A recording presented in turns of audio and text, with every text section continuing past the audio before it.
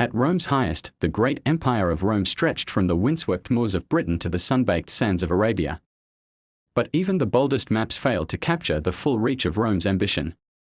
Today, we venture far beyond the borders of what most consider Roman territory to uncover a forgotten frontier outpost, buried in time and sand. This is Rome's most remote outpost. When we think of Roman expansion, we often imagine roads, legions, and aqueducts, but not all Roman footprints were so clear. How far could Rome reach? To answer that, we must rethink remoteness. It's not just about distance, it's about isolation, logistics, and intent. And so, our search begins in a place where the Roman eagle flew farther than most historians once believed. In the southern highlands of modern-day Yemen, archaeologists discovered something astonishing. A Latin inscription etched in stone. A Roman message carved into the earth over 2,000 years ago. This was no accident. It was evidence of Rome's presence thousands of miles from the Colosseum. South Arabia is no easy place to reach. Rugged terrain, sparse water, and punishing heat, it's a natural barrier, not a corridor. And yet, nestled among its arid cliffs and ancient trade routes, lay something of immense value: frankincense. This was the incense route, connecting Arabia, the Red Sea, Africa, and India. A prize no empire could ignore. For centuries, kingdoms like Saba and Himyar controlled the trade of spices and incense. Rome's interest in the region wasn't merely curiosity, it was economic warfare. By controlling trade, Rome could challenge the growing power of eastern rivals, including Parthia. Under the reign of Augustus, Rome launched a series of bold expeditions into Arabia. One such mission, led by Aelius Gallus, marched deep into the region in 26 BCE. Though it failed militarily, it paved the way for future interactions. Rome developed a thriving Indian Ocean trade network, indirectly establishing small posts, alliances, and markers like this Latin inscription. Reaching this outpost was a Herculean feat. From Egypt, Roman ships crossed the Red Sea, braved hostile coastlines, and navigated inland by caravan. Supplies were scarce. The heat was unforgiving.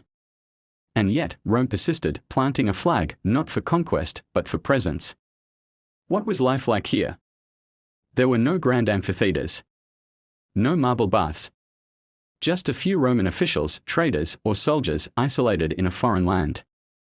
They would have interacted with locals, traded goods, documented geography, and, like the inscription suggests, carved their identity into stone. This outpost, buried in the silence of time, reminds us that empire is not just about conquest. It's about curiosity, ambition, and the quiet marks left by those who dared to go farther. Rome's borders were never just lines on a map. They were frontiers of the imagination, and today, we've touched one of the farthest. The Roman Empire, mighty, vast, unstoppable. Its armies marched across Europe, North Africa, and into the heart of the Middle East. But even the greatest empires leave behind mysteries. What if we told you that a Latin inscription, the unmistakable mark of Rome, was found not in Europe or the Mediterranean, but in Yemen, deep in the Arabian Peninsula? How did it get there? Who left it behind? And what does it tell us about the true reach of the Roman Empire? This is the story of Rome's most remote outpost. When historians chart Roman territory, they draw borders based on legions, provinces, and monuments. But empires, real empires, don't stop at borders. They stretch through trade routes, diplomacy, and quiet influence. So how do we measure remoteness? Is it about miles from Rome? The difficulty of supply lines? Or how far Roman ideas and language could travel? Today, our quest pushes that boundary to a rocky ridge in South Arabia, where Rome whispered, rather than roared. In 1990, archaeologist Carl Phillips documented something extraordinary. A Latin inscription discovered in modern-day Yemen. Not just any graffiti, this was official, chiseled into stone, a Roman marker possibly dated to the 1st or 2nd century CE. Who placed it there? Roman soldiers? Diplomats? Merchants? We may never know. But it confirms what few dared suggest, that Rome had a tangible, if fragile, presence in South Arabia.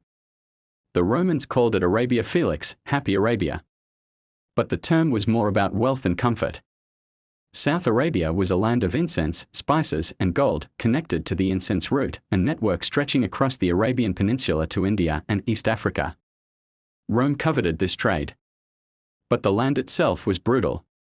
Jagged mountains, scorching heat, tribal kingdoms. This was not territory that could be easily conquered, it had to be respected or infiltrated. South Arabia was home to ancient and powerful kingdoms, Saba, Himyar, and Cataban. They controlled the flow of frankincense and myrrh, critical goods for Roman religious and cultural life. Rome could not ignore them. If Rome wanted a piece of the incense trade, it would need more than merchants. It needed a presence, and perhaps that's what this Latin inscription represents.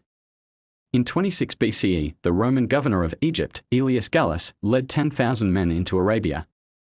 His goal? To subdue the region and secure a direct line to its resources. It was a disaster. After months in the desert, misled by guides and plagued by heat and disease, the Romans were forced to retreat. But Rome didn't give up. Instead of war, they turned to trade, slowly extending their influence along the coast and into the ports of South Arabia. Reaching the outpost wasn't easy. Ships left Berenice in Egypt, sailed south to the Arabian coast, then goods and people traveled inland by camel caravan. Imagine being a Roman envoy or trader, weeks from any legion, surrounded by languages you don't speak, cultures you don't understand, but driven by trade and imperial ambition. In this silence, someone carved that Latin inscription. A name. A note. A signal, we were here. Life at the edge of empire. This wasn't a fortress. There were no massive walls or grand temples. This was likely a trading enclave or a small diplomatic post. A place where Romans observed, negotiated, and perhaps even lived as outsiders, tolerated or accepted. Here, a Roman might have sipped local wine, haggled over incense, or carved a message in stone, not for the glory of Rome, but to preserve their existence. Empires are often remembered for their battles and buildings. But sometimes, the most profound evidence lies in what's nearly invisible, a line of text in a far-off land. This forgotten outpost doesn't just tell us where Rome reached, it tells us how it thought. That power doesn't always march in armor, sometimes it whispers, trades, and quietly waits. So the next time you think about Rome's borders, remember this stone in the heat and dust of Yemen. And know that Rome was never just an empire of roads and swords, but of dreams.